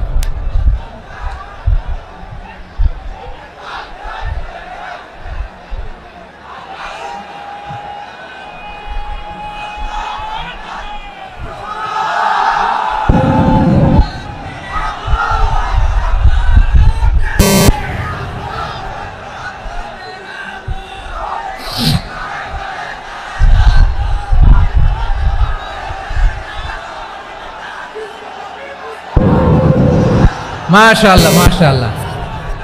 থামুন থামুন আমার ভাইরা। বিশ্বনবীর বয়স তখন প্রায় 51 বছর। কত বছর? বিশ্বনবীর সবচেয়ে কাছের মানুষ খাদিজা রাদিয়াল্লাহু তাআলা আনহা ইন্তেকাল করেছেন। বিশ্বনবী বড্ড কষ্ট পেলেন, হৃদয়টা ভেঙে খান খান। যিনি ঘরের ভেতরে বিশ্বনবীকে সান্ত্বনা দিতেন, ভালোবাসা দিতেন, বাইরে গেলে কুরাইশরা বকাঝকা করে, অত্যাচার করে, কিন্তু আম্মাজান খাদিজা রাদিয়াল্লাহু তাআলা আনহা ঘরটারে এমন শান্তির নীড় বানায় রেখেছেন, এই ঘরের ভিতরে ঢুকলে বিশ্বনবীর কলিজাটা ঠান্ডা হয়ে যেত। এজন্য রব্বুল আলামিন বলেন, খাদিজা, ও আমার বান্দি খাদিজা, জান্নাতে এমন স্পেশাল একটা ঘর আমি তোমার জন্য রেডি করে রেখেছি। ওই ঘরের মধ্যে কোনো আওয়াজ নাই, ওই ঘরের মধ্যে কোনো নয়েজ নাই, ওই ঘরে কোনো বিশৃঙ্খলা নাই। কারণ মক্কার জমিনে আমার নবী কুরাইশদের বিশৃঙ্খলা, নয়েজ আর ঝামেলাগুলোকে উপেক্ষা করে যখন তোমার ঘরের ভিতরে ঢুকতো, ঘরটারে তুমি শান্তির নীড়, ঠান্ডা, নীরব, নিস্তব্ধ, নিঝুম আর শান্তির নীড় বানিয়ে রেখেছো। এজন্য জান্নাতে স্পেশাল একটা শান্তির নীড় আমি তোমারে উপহার দেব। ওই প্রিয়তমা স্ত্রী খাদিজা ইন্তেকাল করলেন, বিশ্বনবীর হৃদয় ভেঙে খান খান। আবার ওনার চাচা আবু তালেব ইন্তেকাল করলেন, যিনি পলিটিক্যাল শেল্টার দিতেন নবীকে। কে দিতেন? আবু তালেবের ভয়ে, বিশ্বনবীর এই চাচার ভয়ে কোনো মুশরিক নবীর গায়ে হাত দেওয়ার সাহস পায় নাই। এখন স্ত্রীও নাই, চাচাও নাই, নবীকে আশ্রয় দেওয়ার কেউ নাই। নবীর চারদিকে অন্ধকার। নবী এখন কই যাবেন? আমার পেয়ারা নবী নতুন স্টেশন খুঁজতেছেন, নতুন দাওয়াতি প্ল্যাটফর্ম খুঁজতেছেন। তিনি যায়েদ বিন হারেসা রাদিয়াল্লাহু তাআলা আনহুকে নিয়ে মক্কার পাশের একটা নেইবরিং সিটি তায়েফে চলে গেলেন। কোথায় চলে গেলেন? লালমনিরহাটের ভাইয়ের আওয়াজ করে বলেন, কোথায় গেলেন? তায়েফে চলে গেলেন দিনের দাওয়াত দেওয়ার জন্য। কি দেওয়ার জন্য? নাকি জমি কিনতে গেছিলেন? জমি কিনতে, দুনিয়ার যশ খ্যাতির জন্য, নিজের কোনো লাভের জন্য? তায়েফবাসীদেরকে জাহান্নামের আগুন থেকে বাঁচানোর জন্য। আওয়াজ করে বলতে হবে ঠিক কি না? বিশ্বনবী বিশাল মরুপথ, পাহাড়ি পথ পাড়ি দিয়ে তায়েফের মরুজমিনে গেলেন কোরআনের দাওয়াত নিয়ে, ইমানের দাওয়াত নিয়ে। কিন্তু তায়েফের লোকেরা বিশ্বনবীর দাওয়াতকে শুধু প্রত্যাখ্যান করেই থামে নাই, তারা বিশ্বনবীর সাথে অত্যন্ত খারাপ আচরণ করেছে। বিশ্বনবীকে শারীরিকভাবে হেনস্থা করেছে, আমার নবীকে শারীরিকভাবে অত্যাচার করেছে, আমার পেয়ারা নবীর গায়ে পাথর মেরেছে, বিশ্বনবীর গা বেয়ে ঝরঝর করে রক্ত ঝরেছে। নবী জামিনের মধ্যে লুটিয়ে পড়েছেন, আবার মেরেছে। আবার নবী হাঁটতে শুরু করলেন, পেছন থেকে আবার মেরেছে। আবার নবী রক্তাক্ত হয়ে জামিনের মধ্যে লুটিয়ে পড়লেন, আবার মেরেছে। বিশ্বনবীর মতো এত সুশ্রী মানব, বিশ্বনবীর মতো এত শুভ্র মানব, বিশ্বনবীর মতো এমন চমৎকার দেহাবয়ব দিয়ে রব্বুল আলামিন কাউকে বানান নাই। এরকম চমৎকার মানুষটাকে তারা তায়েফের ওই জমিনে রক্তাক্ত করেছে। বিশ্বনবী দুনিয়ার কোনো স্বার্থের জন্য সেখানে যান নাই, নিজের কোনো লাভের জন্য, প্রাপ্তির জন্য যান নাই। তায়েফবাসীদের জাহান্নামের আগুন থেকে বাঁচাতে গিয়েছেন, ঠিক কিনা বলেন? খেয়ে না খেয়ে দিন প্রচারের কাজে নিজেকে দিয়েছ বিলিয়ে। তায়েফের কাফিরেরা চিনল না সে আলো, দুষ্ট ছেলেদের পিছু দিল লেলিয়ে। পাথরের আঘাতে ক্ষত বিক্ষত হয়ে সারা শরীর থেকে রক্ত ঝরে। হে রাসূল তোমাকে ভুলি আমি কেমন করে, হে রাসূল তোমাকে ভুলি আমি কেমন করে। পারেন না আপনারা? ধরুন আমার সাথে। হাজার ব্যথা বেদনার পরে ফিরে আসনি তুমি আপন ঘরে। দিনের আলো তুমি ছড়িয়ে দিতে চলে গেলে মদিনায় মক্কা ছেড়ে। হে রাসূল তোমাকে ভুলি আমি কেমন করে, হে রাসূল তোমাকে ভুলি আমি কেমন করে। ঠিক কিনা বলেন? প্রিয় ভাইরা, তায়েফের ছেলেরা নবীকে রক্তাক্ত করলো। আমার নবী কই যাবে? কই যাবে? মক্কায় জায়গা নাই, তায়েফে জায়গা নাই। তায়েফ থেকে ভারাক্রান্ত মন নিয়ে আমার নবী মক্কায় ফিরে আসলেন। বিশ্ব নবী মক্কায় ঢুকতে পারেন না। মক্কার মরুভূমির দিকে তাকিয়ে, উপত্যকার দিকে তাকিয়ে বিশ্বনবী ধা ধা করে কাঁদেন, ঝরঝর করে। নবীর চেহারা মোবারক থেকে চোখের পানিগুলো বেয়ে বেয়ে পড়ে। আমার জন্মস্থান, আমার শৈশব, কৈশোর, যৌবন কেটেছে এই মক্কায়। আমার এলাকায় আমি ঢুকতে পারি না। বিশ্বনবী মক্কার অন্যতে দূরে দাঁড়িয়ে জায়েদকে পাঠালেন, জায়েদ যাও দেখো কেউ আমাকে সাপোর্ট করার মতো আছে কিনা, যাও অমুকের কাছে যাও। জায়েদ গেলেন, তারাও প্রত্যাখ্যান করে ফিরিয়ে দেয়। বিশ্বনবী বললেন যাও অমুক লোকের কাছে যাও, তিনিও প্রত্যাখ্যান করে ফিরিয়ে দিলেন। কেউ বিশ্বনবীকে আশ্রয় দিতে রাজি হয় না। নিজ জন্মভূমিতে বিতাড়িত বিশ্বনবী, সর্বশেষ বিশ্বনবী বললেন যাও মুতঈম ইবনে আদির ঘরে যাও। মুতঈম ইবনে আদি মুশরিক, তার কাছে যাও। গেলেন, মুতঈম ইবনে আদি রাজি হয়ে গেল। সুবহানাল্লাহ বলেন। দেখেন, অনেক বিপদের সময়ও আমি নিজে সাক্ষী, সামাজিকভাবে, রাজনৈতিকভাবে কত ঝঞ্ঝা, কত ষড়যন্ত্র, কত কনস্পাইরেসি পাড়ি দিয়ে আমাদেরকে সামনে এগিয়ে যেতে হয়। এই শত্রুদের ভেতরেও একজনকে দাঁড় করিয়ে দেয় যে আল্লাহর কোরআনের জন্য রেডি হয়ে যায়। পড়েন সুবহানাল্লাহ। মুতঈম ইবনে আদি, আল্লাহ তার মনকে নরম করে দিলেন। মুতঈম বলে, মুহাম্মদ আমি তোমাকে আশ্রয় দিব। তার দুই ছেলেকে পাঠালেন, যাও খোলা তলোয়ার নিয়ে, স্কট দিয়ে, গার্ড অফ অনার দিয়ে মুহাম্মদকে মক্কায় ঢুকাও, আর বলো আমি আমান দেব। আমান কি দিব? আমান মানে সিকিউরিটি, নিরাপত্তা। সিকিউরিটি ছাড়া, আমান দেওয়া ছাড়া কেউ থাকতে পারতো না মক্কায়। দুই ছেলে বিষ্ণু ইসা ইসলামকে নিয়ে আসলো। নবী কাবার চারদিকে তাওয়াফ করলেন, নামাজ পড়লেন। আবু জাহেল, উতবা, শাইবা, ওয়ালিদ ইবনে মুগীরা সবাই দেখে, কেউ কিছু করতে পারে না। কারণ মুতঈম ইবনে আদি ঘোষণা দিয়েছেন আমি মুহাম্মদকে আমান দিয়েছি, মুহাম্মদের গায়ে যেন কেউ স্পর্শ না করে। আওয়াজ করে পড়েন সুবহানাল্লাহ।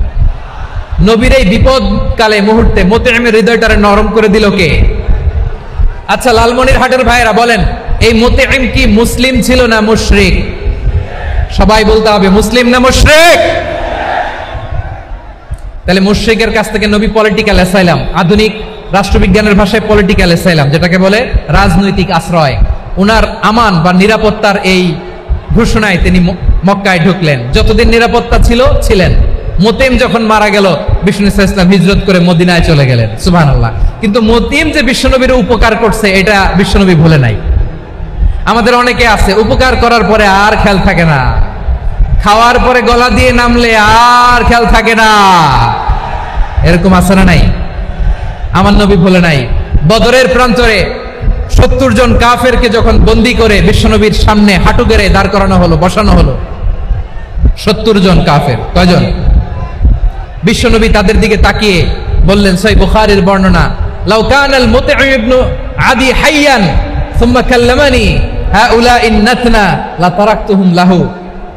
বদরের প্রান্তরে 70 জন বন্দী কাফিরের দিকে তাকিয়ে আমার নবী বললেন, আজকে মুতঈম ইবনে আদি যদি বেঁচে থাকতো আর তোমাদের 70 জনের ব্যাপারে যদি মুতঈম এক বাক্যে একটা সুপারিশ করত, তার সম্মানে আজকে তোদের সবাইকে আমি মাফ করে দিতাম। সুবহানাল্লাহ নাই? ওই যে চিল্লাচিল্লি যে কথা বোঝে নাই, কোন জিনিস মিস করছে ওরা নিজেরাও বোঝে নাই। বিশ্বনবী মুতঈমের এই সাহায্যের কথা বলে নাই। 70 জন মুশরিক হাঁটু গেড়ে বসা, নবী চাইলে এখনই এক্সিকিউশন অর্ডার দিতে পারে। তিনি বললেন, আজকে যদি মুতঈম বেঁচে থাকতো আর মুতঈম যদি তোদের জন্য সুপারিশ করতে, এই আবর্জনাগুলোর ব্যাপারে সুপারিশ করতে, আমি মুহূর্তেই তোদেরকে এমনি মাফ করে দিতাম। এবার বলেন, ইসলাম কি ন্যারো মাইন্ডেড না ব্রড মাইন্ডেড?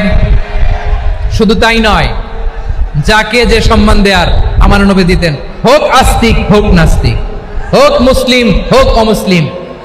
বিষ্ণু ইসা ইসলাম যখন রোমান সম্রাটের কাছে চিঠি লিখেছেন, আমার প্রিয় লালমনিরহাটের ভাইরা, অল্প কয়েক মিনিট কয়েকটা জরুরি কথা বলবো, এদিকে তাকান, এদিকে তাকান। রোমান সম্রাটের কাছে বিশ্বনবী যখন চিঠি লিখলেন মিন মুহাম্মদ রাসূলিল্লাহ ইলা হিরাকলা আযীমির রোম, মুহাম্মদের পক্ষ থেকে হিরাক্লিয়াসের কাছে, যিনি হচ্ছেন আযীমির রোম। এটা নবী নিজ থেকে বানায় লিখছেন, অতিরিক্ত সম্মান দিয়ে। কোন রাষ্ট্রপ্রধান যখন আসে তাদেরকে আমরা কি বলি জানেন? তার নামের শেষে HE এটা লিখতে হয়, H.E. মানে হিজ এক্সেলেন্সি। কি লেখে? হিজ এক্সেলেন্টি, অথবা ইউর হাইনেস, ইউর ম্যাজেস্টি। দেখেন, বিশ্বনবী সাল্লাল্লাহু আলাইহি ওয়াসাল্লাম সব নবীদেরও নবী, তিনি একজন মুশরিক খ্রিস্টান সম্রাট রোমান সম্রাটের কাছে চিঠি লিখতে যেয়ে লিখতেছে, ইলা হিরাকলা আযীমির রোম, হিরাক্লিয়াসের কাছে আমার চিঠি, যিনি রোমের আযীম, হিজ হাইনেস, মানে রোমের অনেক সম্মানিত এক বাহাদুর। আওয়াজ করে বলেন সুবহানাল্লাহ। তার মানে যাকে যে সম্মান দেয়ার এটা বিশ্বনবী দিতেন। এমনকি যে ইহুদিরা ভালো ছিল, এই ইহুদিদেরও প্রশংসা করেছেন বিশ্বনবী মুহাম্মদুর রাসূলুল্লাহ সাল্লাল্লাহু আলাইহি ওয়াসাল্লাম। এক ইহুদির প্রশংসা করেছেন বিশ্বনবী। ইহুদির কার? আমি তো আমার ভাইয়ের প্রশংসা করি না, আমি তো এক আলেম আরেক আলেমরে স্পেস দেই না, আমি তো এক দায়ী আরেক দায়ীর সাথে বসতে চাই না। আমার নবী ইহুদির প্রশংসা করে। কার প্রশংসা? ওই ইহুদির নাম ছিল মুখাইরিক। সিরাত গ্রন্থ ঘাটলে পাবেন। তিনি বলেছেন, মুখাইরিক খাইরু ইয়াহুদ, মুখাইরিক is the best of the Jews. জুইসদের মধ্যে সে সবচেয়ে ভালো। কেন প্রশংসা করলেন তার? এর কারণ মদিনা চার্টারে কথা ছিল, সব ধর্মের মুসলিম মুশরিক ইহুদিরা মিলে মদিনাকে রক্ষা করবে।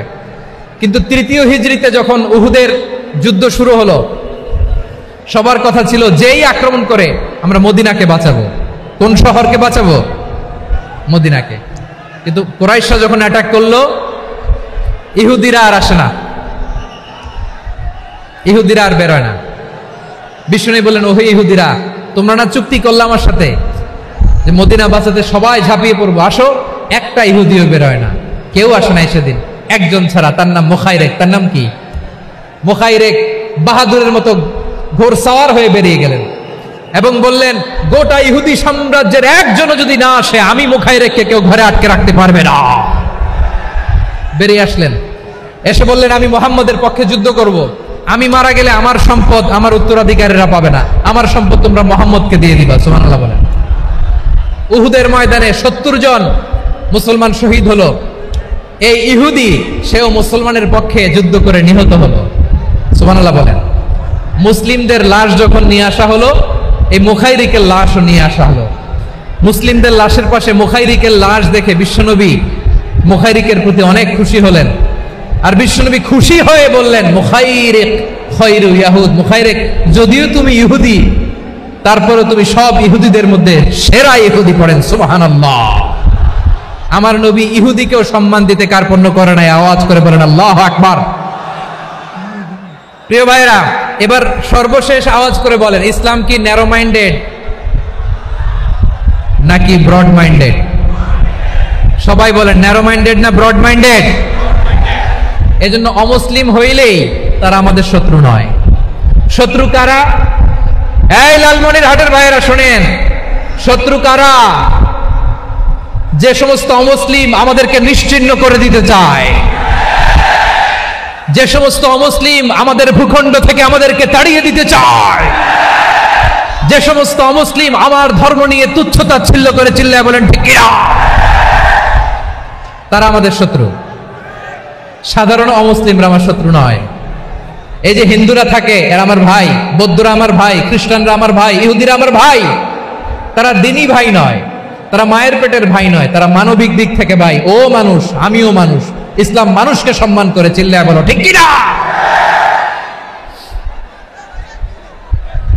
যারা আমাদের অস্তিত্বকে নিশ্চিহ্ন করতে চায়, যারা আমাদের ভূখণ্ডকে দখল করতে চায়, যারা আমাদেরকে নিয়ে মকারি করে, ফান করে, টিটকারি করে, আমার ধর্ম নিয়ে খেলা করে, তাচ্ছিল্য করে, ওদের বিরুদ্ধে আমাদের জিহাদ। সাধারণ মুসলিম আমাদের শত্রু নয়। আপনি জানেন নিউ ইয়র্কে, আমি তো নিউ ইয়র্কে ছিলাম অনেকদিন, ওখানে ফিলিস্তিনিদের পক্ষে যখন আমরা মিছিল করেছি, অনেক ইহুদি আমাদের সাথে মিছিলে দাঁড়িয়েছে। কারণ ওরাও জানে এই ভূখণ্ড ফিলিস্তিনিদের ভূখণ্ড। আওয়াজ করে বলো লালমনিরহাট ঠিক কিনা। ইসরায়েলের রাজধানী খোদ তেল আবিবে অনেক ইহুদিরা বেঞ্জামিন নেতানিয়াহু তার বিরুদ্ধে মিছিল করেছে। তো তারা কি আমাদের শত্রু? না।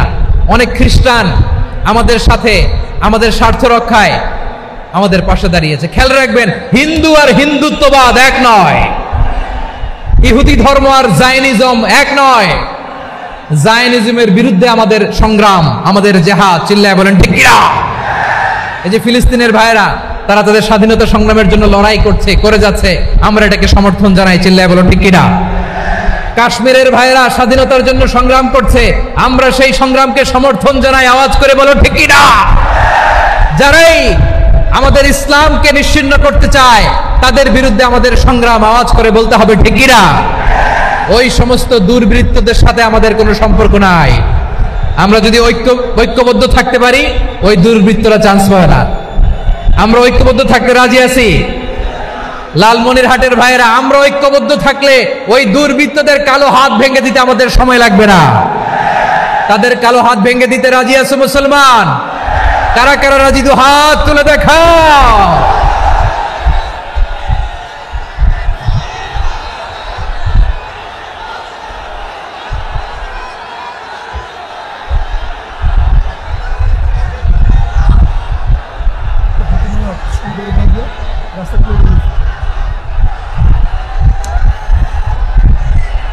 আমার প্রাণ প্রিয় লালমনিরহাটের ভাইয়েরা, শত্রু কাফের আর অশত্রু কাফেরের মধ্যে পার্থক্য আছে না নাই? আবু তালেবও মুশরিক, আবু জাহেলও মুশরিক, কিন্তু দুই মুশরিকে পার্থক্য আছে না নাই?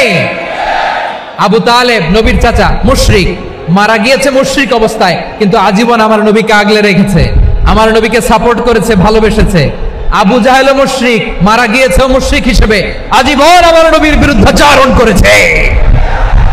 আবু জাহেলের শক্তি, সামর্থ্য, স্ট্র্যাটেজি, প্ল্যান সব আমার নবীর বিরুদ্ধে ছিল। আবু জাহেলের কারণে একটা দিন শান্তিতে আমার নবী মক্কায় ঘুমাতে পারে নাই, চিল্লায় বলেন ঠিক কিনা।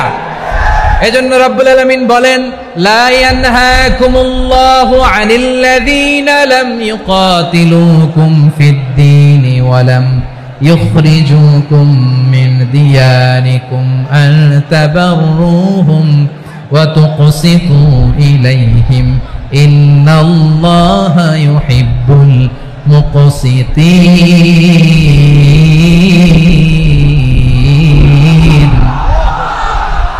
আল্লাহ বলে, গোলামেরা শোনো শোনো, যে সমস্ত অমুসলিম তোমাদের সাথে ধর্মযুদ্ধে লিপ্ত হয় না, তোমাদের বিরুদ্ধে যে সমস্ত অমুসলিম অস্ত্র ধরে না, যে সমস্ত মুসলিম তোমাদেরকে তোমাদের জন্মস্থান থেকে, ভূখণ্ড থেকে তাড়িয়ে দেয় না, তাদের সাথে ভালো আচরণ করতে আমি আল্লাহ নিষেধ করি নাই। তাদের সাথে সদাচরণে কোনো নিষেধাজ্ঞা নাই, বরং তাদের সাথে সদাচরণ করো, এটাই আমি আল্লাহ চাই। তাহলে আমার যে অমুসলিমরা আমাদের সাথে শত্রুতা করে না, তুচ্ছতাচ্ছিল্য করে না, আমাদের ভূমি থেকে আমাদেরকে উচ্ছেদ করতে চায় না, আমাদের বিরুদ্ধে অস্ত্র ধরে না, ওই অমুসলিম ভাইদের সাথে আমাদের কোনো দ্বন্দ্ব আছে?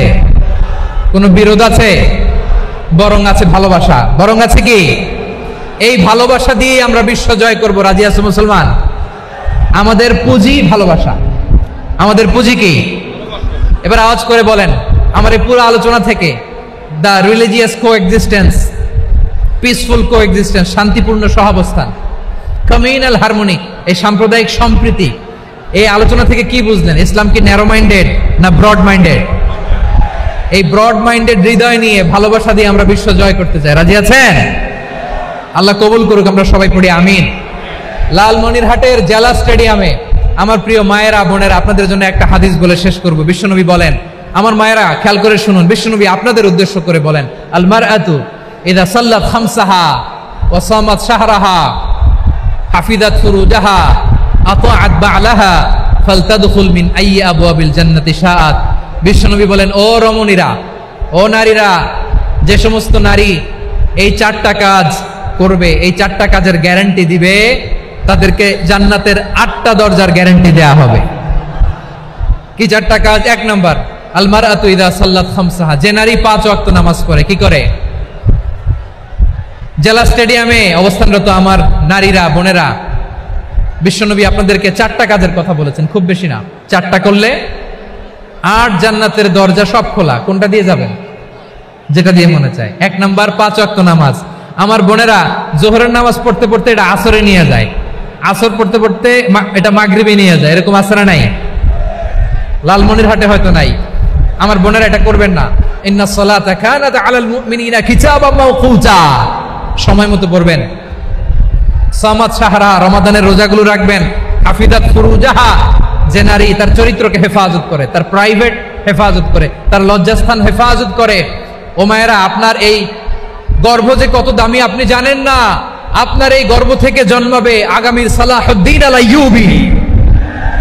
আপনার গর্ভ থেকেই জন্মাবে ইমাম আল মাহদি আল মুনতাযর। আপনার পেট থেকে জন্মাবে আবু সাইদের মতো বীর সৈনিক।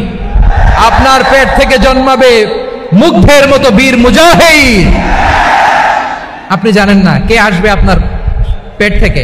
সময়টাকে কাজে লাগান, ইসলামকে বোঝেন, মানেন, আমাদের ইসলামিক লেকচারগুলো শোনেন। আমরা যে বার্তাগুলো, ইনস্ট্রাকশনগুলো, দিক নির্দেশনাগুলো আপনাদের খেদমতে রাখি, এগুলো মেনে চলুন। আপনিই পারেন আপনার ঘরটাকে জান্নাতের টুকরা বানাতে। একটা family, it's a very big institution and you are the MD, the managing director of this institution. চিল্লায় বলেন ঠিক কিনা? চাইলেই পারেন ঘরটারে জান্নাতের টুকরা বানাতে। 5 ওয়াক্ত সালাত, রমাদানের রোজা, নিজের চরিত্রের হেফাজত, ও আতাআত বা'লাহা, স্বামীর আনুগত্য। এটাতে অনেকে ভুল করে থাকে। হায় রে আমার বোনেরা, স্বামীর আনুগত্যকে এটা নিজের অপমান মনে করবেন না। আপনার স্বামী আপনার সবচেয়ে বড় গার্ডিয়ান, তিনি আপনার সবচেয়ে ভালো চায়। নারী কখনো গার্ডিয়ানশিপের বাইরে থাকতে পারে না। হয় আপনি বাবার গার্ডিয়ানশিপের ভেতরে, বাপ না থাকলে ভাই আপনার গার্ডিয়ান, ভাই না থাকলে চাচা গার্ডিয়ান, বিয়ের পরে আপনার স্বামী আপনার গার্ডিয়ান। শরিয়া সম্মত স্বামীর আদেশগুলো আপনি মেনে চলবেন, কিন্তু শরিয়া বিরুদ্ধ কোনো আদেশ মানতে আপনি বাধ্য নয়। আওয়াজ করে বলুন সবাই ঠিক কিনা? এই 4টা কাজ যদি কোনো নারী করে, বিশ্বনবী বলেন জান্নাতের 8টা দরজা খোলা। তোমার যেটা দিয়ে মনে চায় সেটা দিয়ে জান্নাতে তুমি এন্ট্রি নিতে পারবা। আমরা এখানে লালমনিরহাটের সোহরাওয়ার্দী ময়দানে আজকে যেমন একত্রিত হতে পারলাম, আল্লাহর জান্নাতেও যেন একত্রিত হতে পারে। আল্লাহ তুমি তৌফিক দান করো। আল্লাহ আমার এই কলিজার টুকরা যুবক ভাইদেরকে তুমি উমরে ফারুকের মতো কবুল করো। জেলা স্টেডিয়ামে অবস্থানরত আমার মা বোনদেরকে তুমি ফাতেমার মতো, খাদিজার মতো কবুল করো। আমাদের কলিজার টুকরা সন্তানদেরকে তুমি সালাউদ্দিন আল আইয়ুবীর মতো কবুল করো। এই যে ইসলামিক সোসাইটি লালমনিরহাটকে আল্লাহ তুমি কবুল করো। আল্লাহ যে কথাগুলো বললাম এগুলো প্রথমে আমাকে, আমার সব ভাইদেরকে আমল করার তৌফিক দান করো।